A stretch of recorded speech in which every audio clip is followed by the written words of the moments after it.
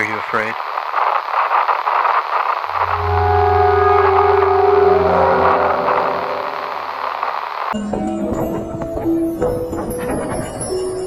$100,000 subs in 1 stream, bro. Holy, y'all make history.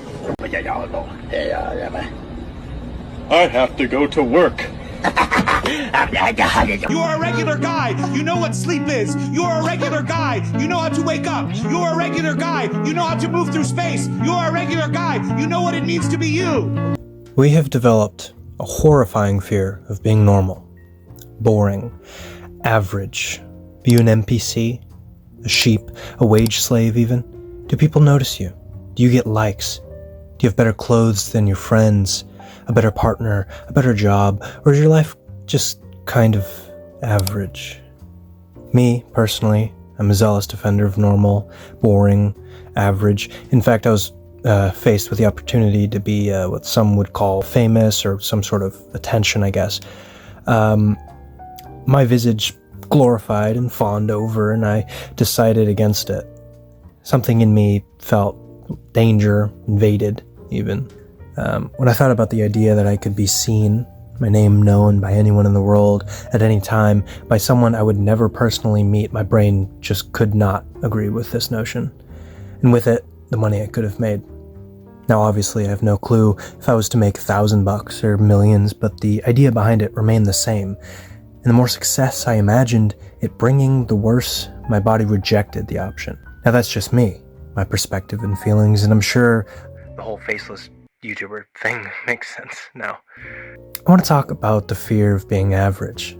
Funnily enough, with that long-winded personal revelation, I still fear this in certain degrees, certain areas. Just not the traditional way, I suppose. Actually, I deleted a 60k follower TikTok account because of my feelings toward this changing, so. My generation, and the one after it, has been drip-fed constant, and I mean constant, as in every few minutes, doses of other people's lives. An algorithm designed to show you the worst and the best has been grooming the youth for decades with sensational imagery and outlandish behavior. Thousands of careers, millions even, have been made through this engine. The notion of being an The notion of being an entertainer, more commonly a streamer, has now become one of the top career desires for children and young adults. Now, what happens when from your youth you are fed a diet of ultra-rich influencers paired with extravagant clothing, homes, and novel experiences, and then are told these people used to be just like you? And actually, being that is the majority of what you see on your Ouroboros of flashing lights, how do you start viewing yourself? The Doomer Sigma Black Pillar is formed.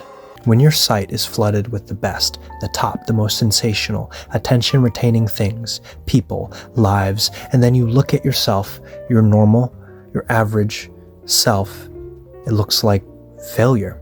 I want a well-paying job, a house, and a family. If you took everything away from me, this side of heaven, if I never got to experience expensive delicacies, stay in tropical places, drive expensive vehicles that I rented to sell day trading courses, but I got to be a good husband and a good father, then I succeeded. My dreams are fulfilled. Now, I like stuff like everyone else. I like cool things. I like being flattered. Stop. The idea of having abundance is very much so desirable, but being average, being normal, being boring is a success. It's never a failure. Not living up to the hyper-extreme standards set for what the algorithm decides to show us has never been and never will be a letdown. What you see online isn't normal. It's curated, crafted, and scoured for out of the millions of normal, average people they could have showed you. But instead, you get the skin-tight suit guy with the shades and the melatonin addiction. I have ruminated on the desire to be forgotten. Whether it be by internalized and neglected gloom is another story, but to me, the appeal of being forgotten after I pass, after 1 or 2 generations, is weirdly comforting. Like, think about it this way. All that crap you don't tell anyone, all your mistakes, and the huge things troubling you that seem like the end of the world, in 150 years max, it's like they never happened. And in 200 years, your great... And in 200 years, your great grandkids start sending their DNA off to a lab to see what % of the N-word they can say. I need to We're cutting that. My meaning is this. Slipping into the crowd, not having a nation or a cult following or 10 mutual funds to look after is a blessing. Being able to go to the store without being asked for a selfie is a blessing. A peaceful, fulfilling, normal life is not lame or the Matrix or something to feel embarrassed about. It's normal. And there's loads of people that would kill for normal, uneventful, boring. You don't have to have 10 wives or husbands, 15 cars, and 20 of something else to be important or to have value or to be fulfilled.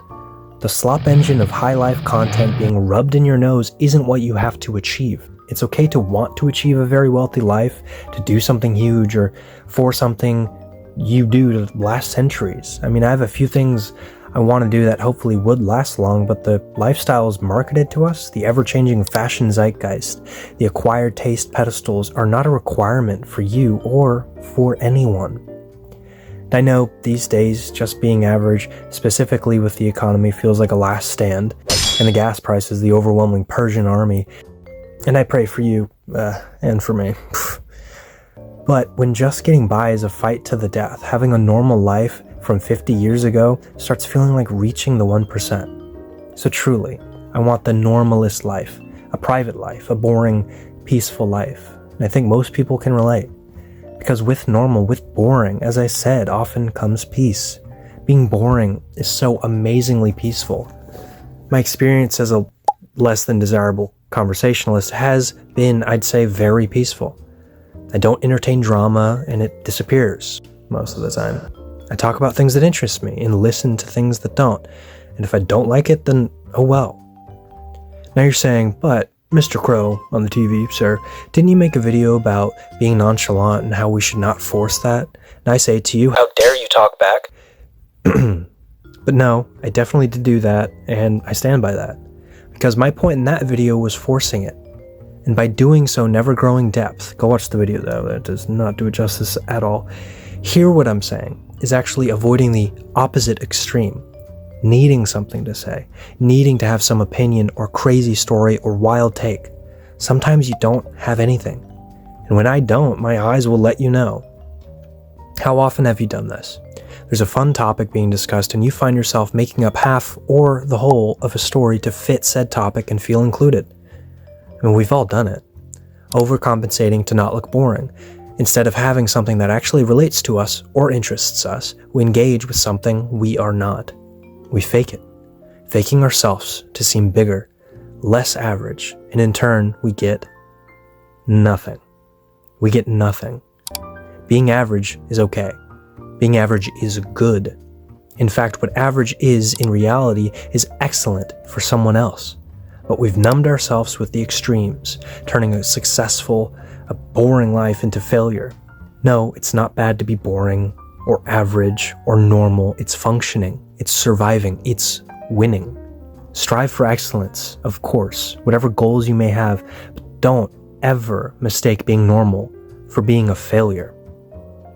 I am back on my old setup. The other screen just felt a little too dark and ambient.